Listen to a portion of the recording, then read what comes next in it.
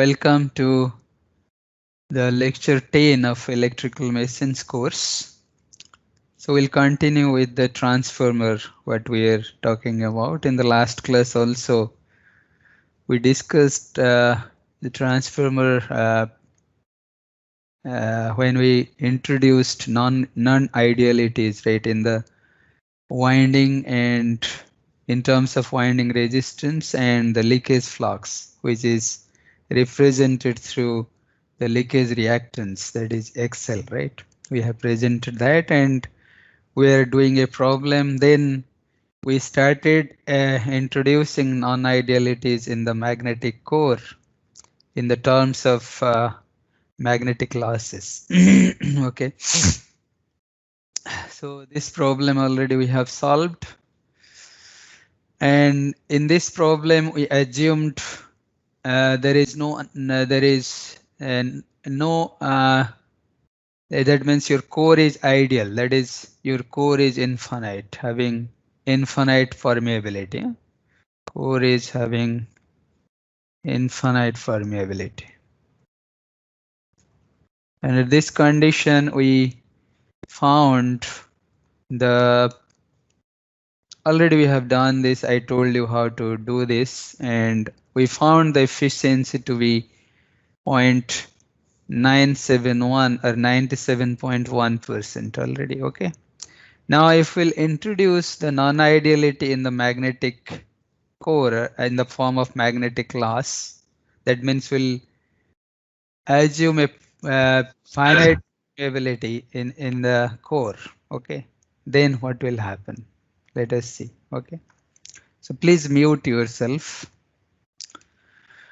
Okay, now with finite permeability, I have already told you that your net exciting current will have two components. One is coreless component and other one is magnetizing component, right?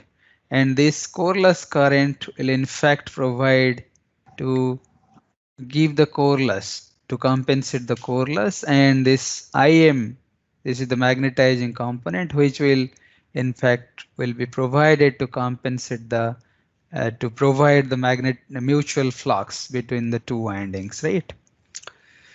And already I told you IC is your coreless component, which will be nothing but it is E1 by RC1. From the equivalent circuit I can show you, and XM1 is E1 by JIM1, JIM, right? So already I have shown you this equivalent circuit where the secondary side we have R2X2 and this is your load, right? And R2 is your winding resistance in the secondary side, X2 is the leakage reactance in the secondary side, and in the primary side we have R1, that is resistance in the primary winding, and X1 is the leakage reactance in the primary winding. And this part is your ideal transformer, right? Up to this already I told you. And this component will represent the non-ideality in the core, magnetic core, which will represent, one component will represent the core loss, and this is represented through RC1, right? And this XM1 represents the reactance, which is in fact responsible for providing the mutual flux, right? So now if I'll find IC from this figure, obviously it will be how much? It will be E1, because E1 will be here, the voltage across this. This is E1, right? So therefore IC will be E1 by RC1 and XM1 will be E1 by JIM, or I can write it IM will be equal to E1 by JXM1, right? Okay. So this is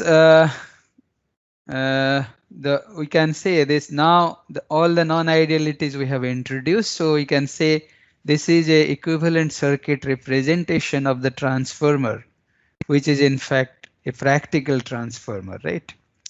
We are not considering ideal transformer here. Previously we have seen, and here the ideal transformer is lying inside it, right? And around us, we have the different non-idealities, R1, X1 in terms of R1, X1, R2, X2, RC1, JXM, right? So already we know that how these components represent different non-idealities in the transformer. And this is in fact, this whole whole figure you are seeing, whole figure represents the exact equivalent circuit, right? Exact equivalent circuit of a transformer. Right? So, and we can see here in the next figure, just below, you can see the same figure, just I have presented this ideal transformer in terms of the equivalent windings, right? And one ideal transformer is represented through this, right? This is this two coils with two lines. This line indicates the core, already I told, iron core, right?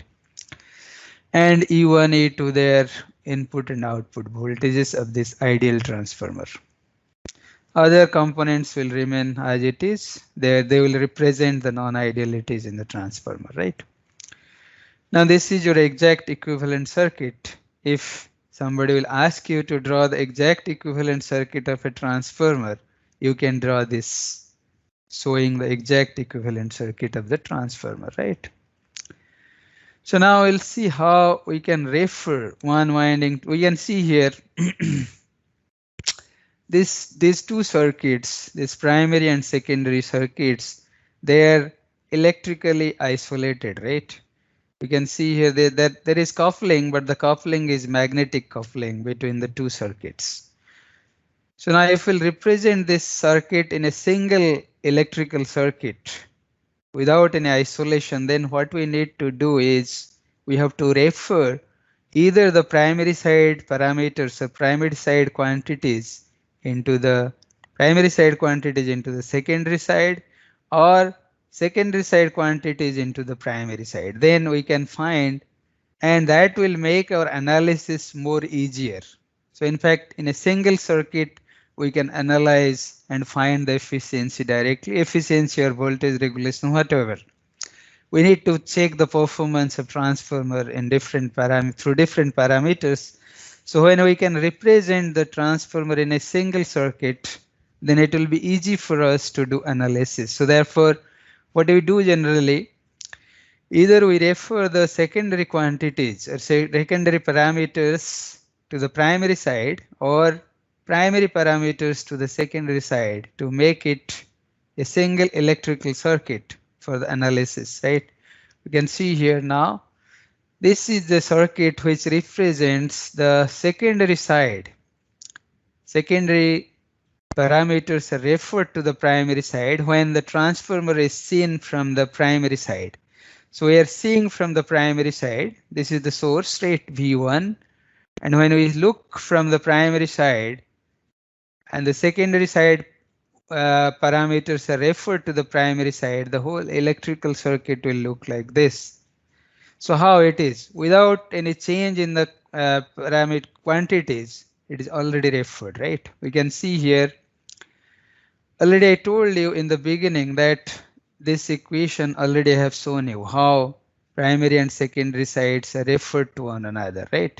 When this secondary side or the primary side will be referred to the secondary side, we'll divide it by a square. And when the secondary side will be referred to the primary side, we'll multiply with it a square, right? Already I have shown this through the relationship of V and I, right?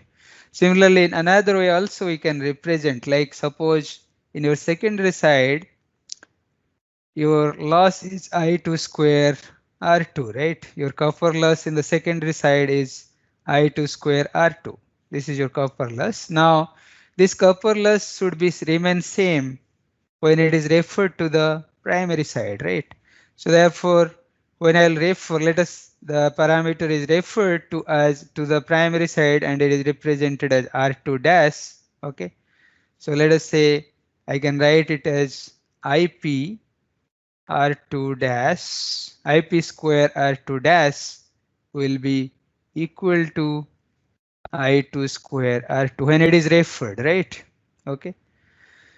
So now we know no IP is how much? IP is I2 by A, right? Sorry. I2 by A square R2 dash, because this copper loss will remain same even if we'll refer to the primary side or the primary quantity to the secondary side, right? So this will become I2 square R2. So now after cancelling each other, we'll find R2 dash will be equal to A square R2, right? Okay. So here also we are finding the same thing, A square R2, right? And similarly, our X2 dash, which is referred to the primary side, is equal to A square X2. Okay.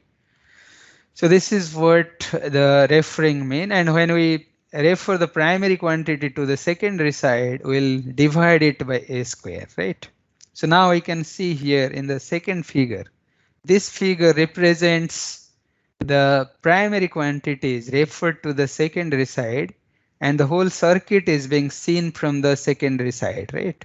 From this side. So now from the load side, if I look the transformer equivalent circuit and the primary circuit, primary winding is referred to the secondary side, this will look like this, right? You can see here all the parameters are referred, R1 by A square, it will become, this will be R1 dash when it is referred to the secondary side, X1 dash when referred to the secondary side, that is equal to X1 by A square, right? Similarly, if we'll refer the voltage also will divide by A, V1 by A, and we know this formula already, we know this. And similarly, if we'll refer the current will also be multiplied by A, because just opposite to the voltage, right?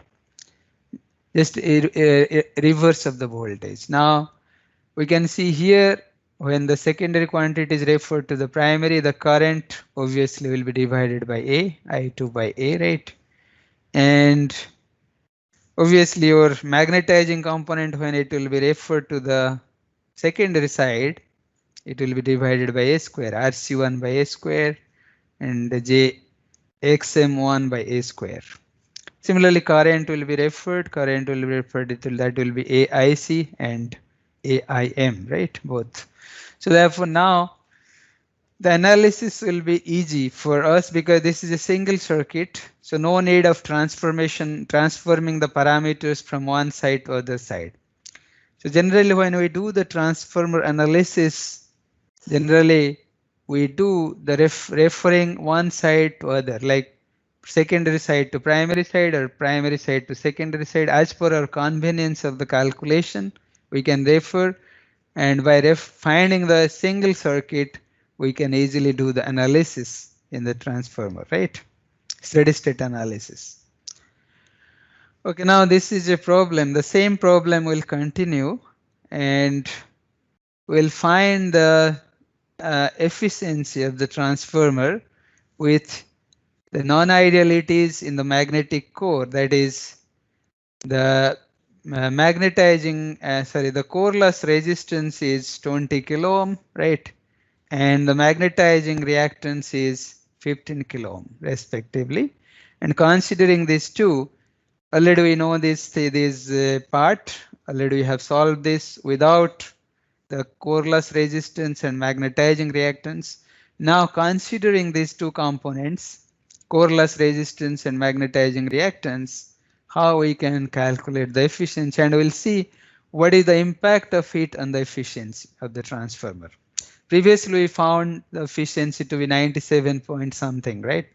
So now here we'll find how much it will be. Let us see. So already this part we know, this part we have calculated, right? V2 we know 230 volt it is given, and I2 we have calculated, it is 75 angle 30 degree, right? Because the load angle is leading and load power factor is given 0.866 leading, from which I can find the angle of the current, that is 30 degree plus 30 degree. Then I can find E2, already we know, right? E2 is nothing but V2 plus I2 Z2, right? So E2 is nothing but V2 plus I2 Z2. Already we calculated this and found to be this much, right? Sorry, this is yes, V2.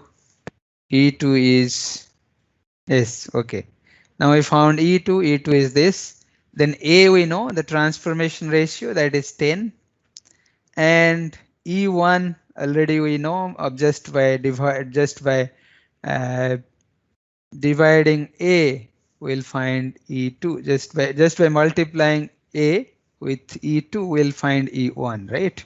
So we know E1 by E2 is nothing but equal to N1 by N2 equal to A, right? So just by multiplying A with A2, we'll find E1. So E1 we found. Then IP we found it is 7.530. It is how it is obtained, just by dividing A with this I2, right? So IP is nothing but I2 by A, right? So then we can find the PO, that is output power. Output power already we know, right? Many ways I told how to calculate the output power. The kVA is given. You can just multiply the load power factor with the percentage of the load, right? Just multiply 23 kV into load power factor, that is 0.866 into 0.75, right? So that will give me this much, or else you can find out in this way real part of V2 I2 star, right? This also will give me PU, same thing. So already we have seen this. Now let us find the core loss current and the magnetizing current. Okay. So E1 we have found, and from that we can find the core loss current. So core loss current IC will be nothing but, please mute yourself. IC will be equal to E1. Please mute all of you. I request you to mute yourself.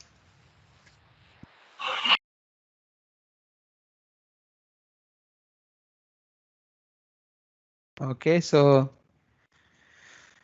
now I can find IC. IC will be equal to E1 RC1, right? So we'll find this IC. And then IM I can find E1 by JXM1.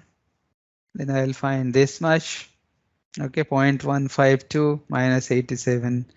How it became minus 87? Because this will be J 15,000 means 15,090 degree, right?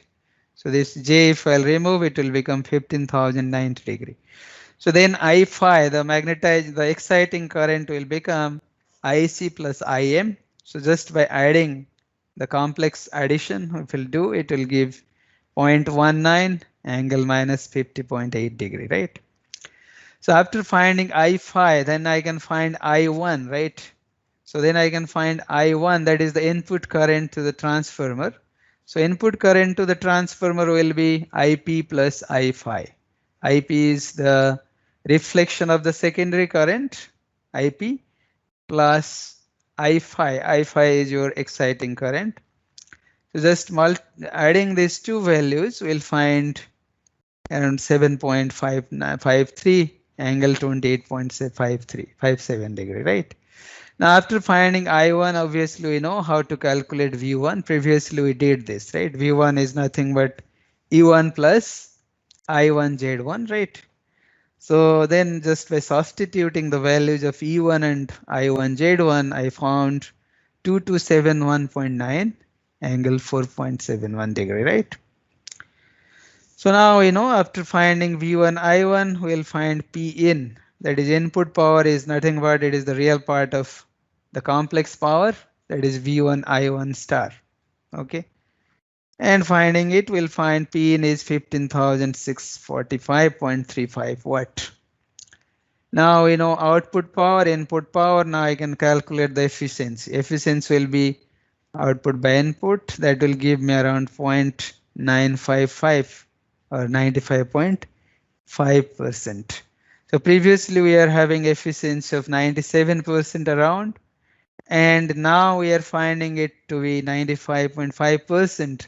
In the previous case, we have not considered the non-ideality in the magnetic core. Here we are considering the non-ideality in the magnetic core, that is the loss in the magnetic circuit, that is eddy current loss and hysteresis loss. Okay, so therefore your efficiency is reducing and it is becoming 95.5%. Okay, so this is the problem. Now let us discuss the phasor diagram. Okay, so if you know the electrical circuit and you know the current and voltages, then you can do the phasor diagram. The principle of drawing the phasor diagram is very easy, and it in fact presents the whole thing. If we draw the phasor diagram, we can easily visualize the current and voltage in a machine or in a device, right? Very easily. So therefore phasor diagram plays very important role. So here we can see the equivalent circuit, the exact equivalent circuit of the transformer, right? Where you can see the primary side parameters are there and secondary side parameters are there. And here we have a load ZL which is connected, and the voltage across the ZL is V2. That is the terminal voltage at the load side or secondary side. And the terminal voltage at the primary side which is connected to source is V1, right? This is V1 is your voltage across the source, which is a source which is connected to the primary side, right? And other parameters are there. Current is given. Now how to proceed to draw the phasor diagram? So phasor diagram, in fact, we can start drawing from any point of the circuit. You can start from here, you can start from here, you can start from here as well, right? And now the important thing is from where we'll start so that it will be easier for us to draw. Because you see, when I'll start from here, if I'll start drawing V1, okay, so I don't know the phase angle of V1 and I1 also, right? Both the phase, even if I'll take V1 as reference, suppose I took V1 as reference and I don't know the angle of I1, so therefore I cannot plot I1, right? Because next is I should plot I1, then only I can proceed to draw E1. Here is your E1, right? This is given E1 and E2, right? So then only I can draw E1 and E2, right? Then I can proceed to plot V2. But I don't know the phase angle of I1. How can I draw the, so therefore it is not possible. Therefore, most easy process to draw the phasor diagram in the transformer is to start from the load side, because always the load power factor is given. Okay, power factor of the load is always given. So therefore we can start, because we know the load angle, the power factor, the load, the angle by which, the angle of the current by which it is lagging or leading the voltage. If you know the load power factor, you can know the angle. So by that you can proceed very easily, right? So if we'll take V2 as the reference, suppose I'll draw V2 as reference, right? And if I know the load power factor, suppose let us say the load power factor is 0.866 something, right? So then your angle will be theta 2 will be 30 degree. Suppose it is leading or lagging, let us say lagging, right? So then it will become minus 30 degree. That means the current I2 is lagging voltage by 30 degree. So I can plot here I2 which is lagging 30 degree. Then if I know V2 and I2 from the load, what is the percentage of load or the full load, whatever. If I know I2 and V2 is known.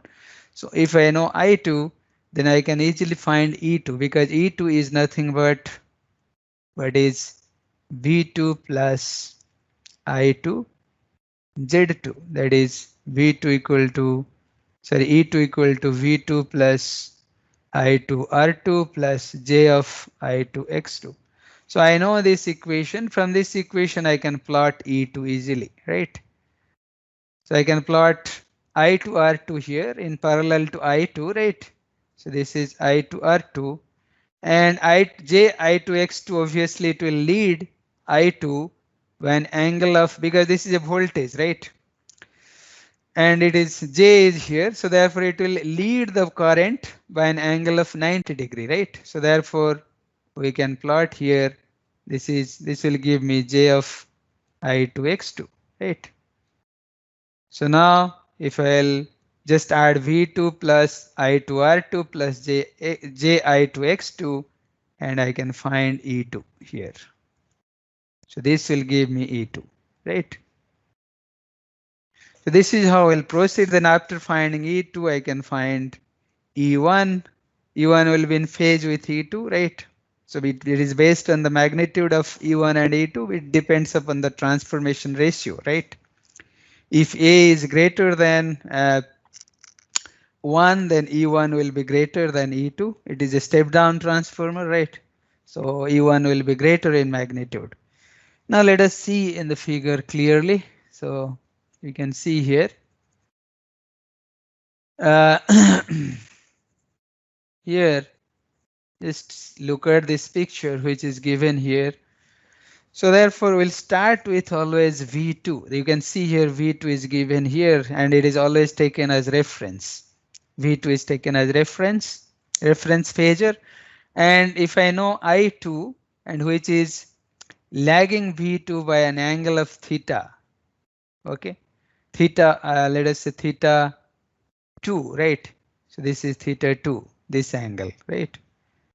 Theta 2, and I can now find E2 just by adding I to R2 and Ji to X2. Here I to R2 is drawn in parallel with I2, right?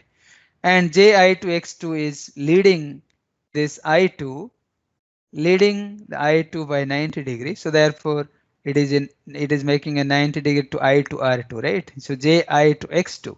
So adding both I to R2 and Ji to X2, I'll just put E2 here, right? So this will give me E2. And if your A is greater than 1, so then your E1 will be greater than E2, right? Okay. So therefore E1 is plotted here as greater than E2. So now after finding, because E1 will be in phase with E2, so therefore E1 is in the phase with E2 and it is greater than E2. And after finding E1 phasor, then if we'll add E1 I1 R1 and after finding this E1 you found, now I need to find I1, right? So how I'll find I1? Because I know I2, I can know IP, right? IP is here. IP is nothing but it is equal to I2 by A, because A is greater than 1, so therefore IP will be less than I2 in magnitude, right? The magnitude of IP will be less than I2. So therefore here you can see IP is plotted lesser in magnitude than I2. Okay. So but it there in phase, right? So now we know IP. So what we'll do then, I need to find I phi. So if I know I phi, then I can add IP plus I phi, that will give me I1, right? So how to find I phi? Because in order to find I phi is IC plus IM, right? So I should know IC and IM. So what is IC then? IC is nothing but it is the core loss component. So that means it should be in phase with E1, right? So you can see here this part is shown magnified here in this part. We can see here this magnified part here. So this is your E1 phasor, right? E1. Now IC is plotted in phase with E1. Okay. Here is IC. IC is plotted in phase with E1, and then IM will be obviously, because that is an inductance here, it is a reactance, so therefore IM will be lagging E1 by 90 degree, right? So it will lag E1 by 90 degree. Okay. So now the addition of both IC plus IM will give me I phi. So this will give me I phi. Okay. This is your exciting current that is going into the core, right? So that produces the magnetizing flux plus the coreless loss. Okay. So that if I know I phi, then I phi plus IP will give me I1. So vector addition of IP plus I phi will give me I1 here, right?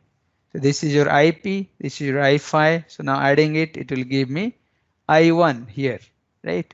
Excuse me, So sir. now, yes, So why should IC be in phase with E1? Can because you explain that? IC is a resistance here, right? It is a resistance across the resistance E1 is the voltage, right? So then whatever current will pass through this resistance, that will be in phase with E1. This is a simple electrical circuit analysis, right? Have you got? Yes, I got it. Thank you. Yeah. So IC will be in phase with E1, right? So now after finding I1, you can now just add I1 R1 plus J I1 X1 with E1. So E1 plus I1 R1 plus J I1 X1, that will give me V1, right? Now your phasor diagram is complete. So this will give me V1, right? So that is V1 is equal to E1 plus I1 R1 plus J I1 X1, right? Okay. So we know I1. So I1 R1 will be plotted in parallel to I1, and Ji1 X1 will be plotted 90-degree leading to I1, right? So that this is in I1 direction, right? So this is the direction of I1. So therefore Ji1 X1 is plotted 90-degree leading to I1, right? Why it is 90-degree leading, you know, because this is Ji1 X1 means this is a voltage which is in fact J. The J means it is making an angle of 90-degree, right? So 90-degree leading. So then just by adding the phasors, we'll get V1, right? I hope everybody understood this phasor concept or phasor, how we can proceed and how we can plot the phasor diagram of the transformer with the exact equivalent circuit, right? This is with the exact equivalent circuit. Okay. So now if you are given, suppose some question may be given that you plot the phasor diagram with the secondary side referred to the primary side. I hope you can do this, right? Okay. So please practice this, doing this. And if sometime it is given, draw the phasor diagram by referring the primary side quantities to the secondary side. You can also do that. I hope you can do that. So please try it in your home, right?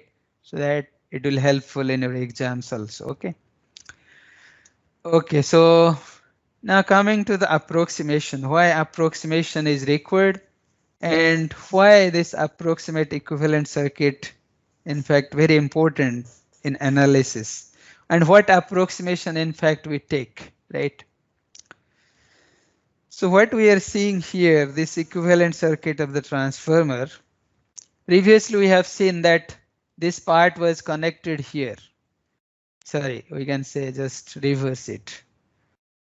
This R1 and JX1 was here in this part, right? And it was here. Just it was reversed, right? The connection. So if I will make such connections, such reverse connections, like I'll just put R1 X1 here and this is here, will it impact on the transformer analysis? Any impact it will have? It will have certainly some impact, but it will not have much impact because this I phi, the magnitude of I phi, if we'll see this exciting current is very less. It is very, very less magnitude as compared to I1. So therefore we can say that I1 is approximately equal to IP. Approximately equal to IP. So that will in fact reduce a lot of calculation if we'll see, because when we refer these quantities to the primary side, the secondary side quantities to the primary side, then obviously these will be added to this primary circuit directly, and it will give a equivalent resistance, equivalent reactance directly, right? And that will give you the equivalent resistance and equivalent reactance of the transformer. In fact, whatever the nameplate rating we see in the transformer, a practical transformer, there was always a reactance mentioned in the transformer nameplate that is called percentage impedance. This percentage impedance gives the percentage equivalent impedance, right? So this equivalent impedance in fact calculated based on this principle. Just neglecting the magnet, because in a power transformer the current I1 is in fact very high, very high, the magnitude. So therefore the I5 is very less, and therefore as compared to I1, I5 can be neglected during analysis. So therefore I can say I1 is approximately equal to IP. So with this approximation, if we'll go ahead, we can find a very simple equivalent circuit and it will be easy for the analysis. And we can very quickly calculate the efficiency, voltage regulation, it's etc, everything, right? Very quickly. So therefore just considering this assumption that I5 is less, very less as compared to I1, and I1 is approximately equal to IP. So then if we'll proceed, then the network, the equivalent circuit will look like this. Okay. So it will look like this one, right? So here I put the parallel branches RC1 and X1, XM1, R1, JX1. I can put either side, right? This. So now I'm shifting R1 and JX1 to this side, to the side near to the ideal transformer. Now this side is JX2 R2, right? Now if I'll just again refer the secondary quantities to the primary side, just referring the secondary quantities to the primary side, what will happen? Your R2 dash will become A square R2 and X2 dash will become A square X2. Okay. Now the series combination of these two will become RE1 and XE1, that is equivalent circuit, equivalent resistance referred to the primary side, equivalent reactance referred to the primary side. So now your RE1 is nothing but it is R1 plus R2 dash, and sorry, similarly your XE1 is nothing but it is equal to X1 plus X2 dash. So R2 dash is nothing but it is equal to A square R2, and X2 dash is nothing but it is equal to A square X2. Okay. So now your equivalent circuit looks very simple. We have RE1, XE1, that is equivalent circuit, equivalent resistance and equivalent reactance referred to the primary side. And obviously when the load will be referred to the primary side, it will be A square ZL. And when the voltage will be transferred to the primary side, referred to the primary side, it will be AV2, right? That is V2 dash. Okay. So now your equivalent circuit looks like this. Now if I refer the primary quantities to the secondary side, then how it will look like? So your primary quantity is referred to the secondary side, your RC1 becomes RC2, whereas RC2 is nothing but it is RC1 by A square, and XM2 is nothing but it is JXM1 by A square, right? And IC dash is AIC. So I2, here RE2 is nothing but RE2 is equal to R2, or you can say R1 dash plus R2, and XC2 is equal to X1 dash plus X2. Okay.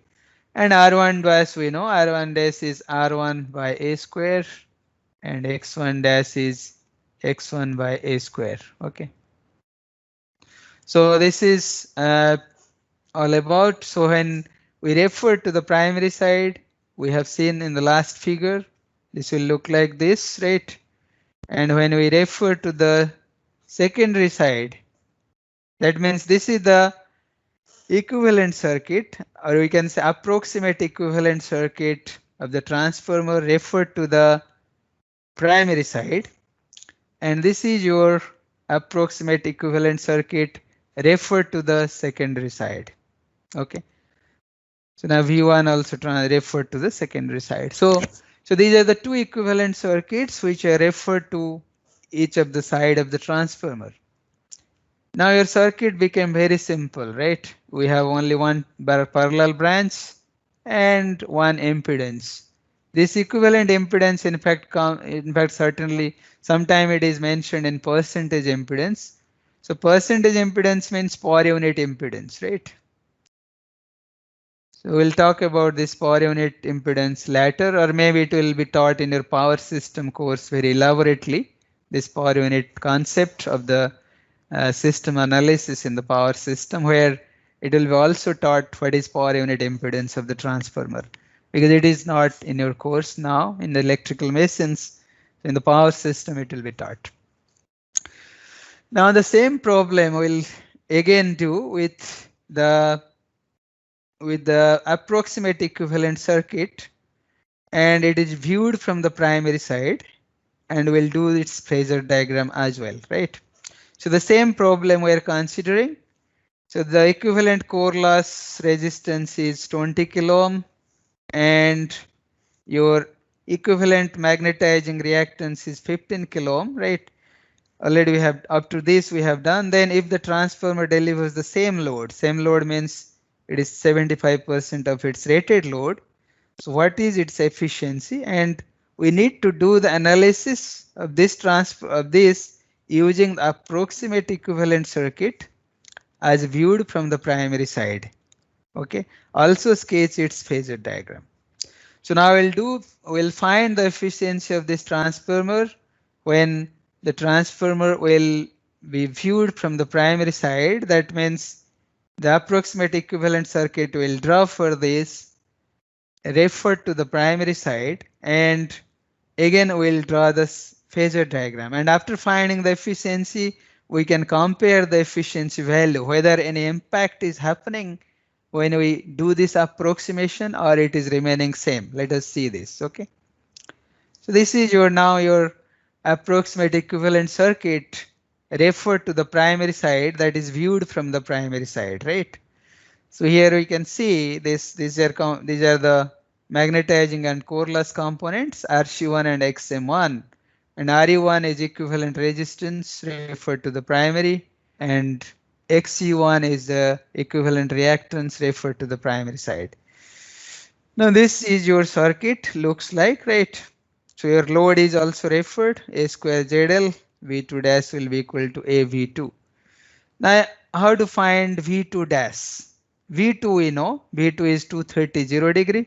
So V2 dash will be A V2. So just multiplying it will find 2300 degree, right? Now from this I can find IP. IP is I2 by A. Already we have calculated this. I2 we know, right? So after finding I2 was 75, 30 degree.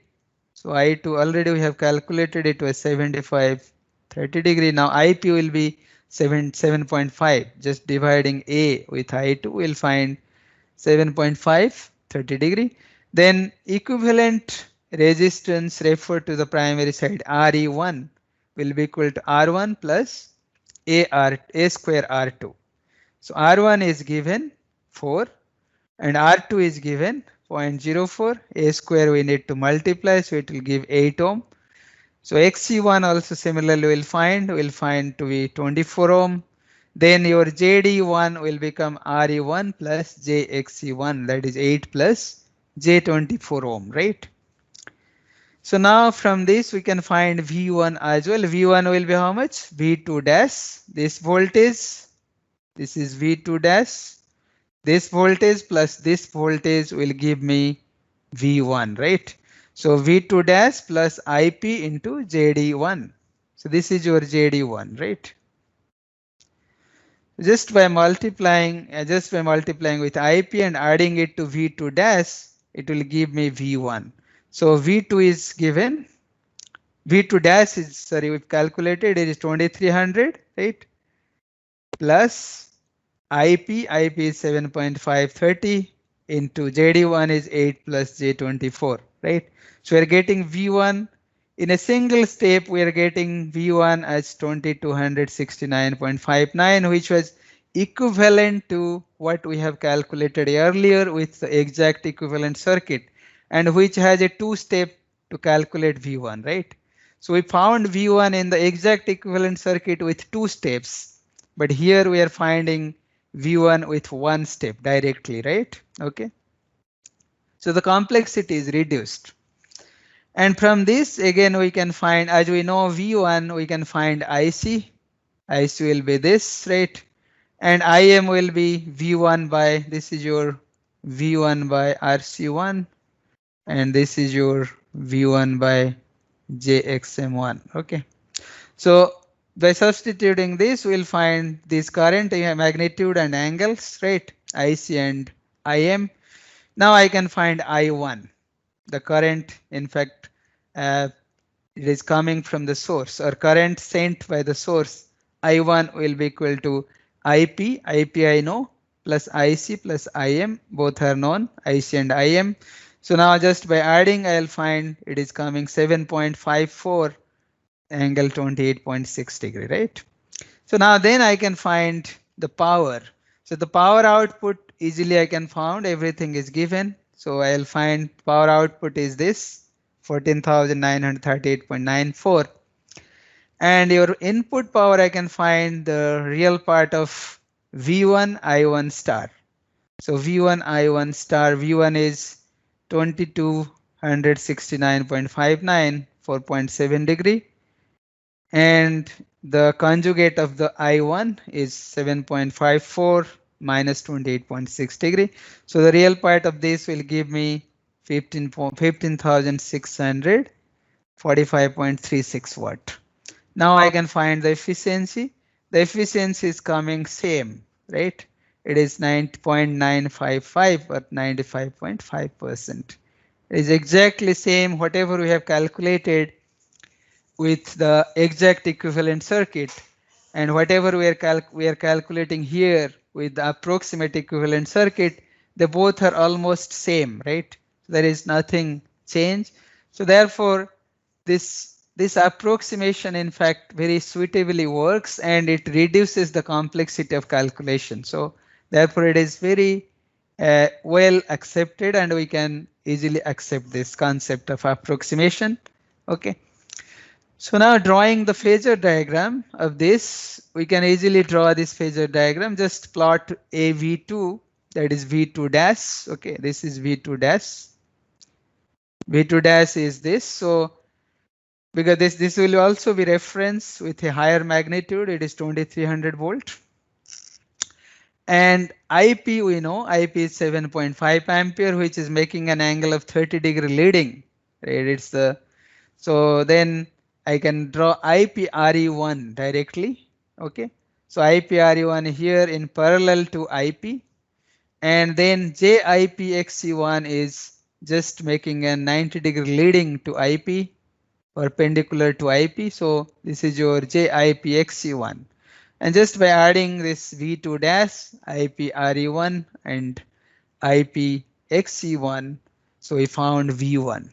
So V1 is found to be 2270 volt, right? So just by adding this, which is having lesser magnitude than V2 dash, because it's a leading power factor. So obviously the load side voltage will be greater than the voltage which is supplied, right? Okay. So it is called Ferranti effect. In fact, you will study in your power system course. So when there is a capacitive load, always the voltage across the load or the receiving end voltage will be greater than the sending end voltage. So that is what we are seeing here, right? Your voltage, this is the sending end voltage V1, this is the receiving end voltage, because this is a capacitive load. So therefore the voltage at the sending end is less than the receiving end. Okay. So this is how we can plot very easily the phasor diagram. Okay. So okay, we'll stop here and we'll continue in fact this transformers concept of transformers, and the next class also will continue with some of other parameter calculation like voltage regulations, and then also we'll talk about how to find these parameters, how to determine these parameters of transformer through the experiment.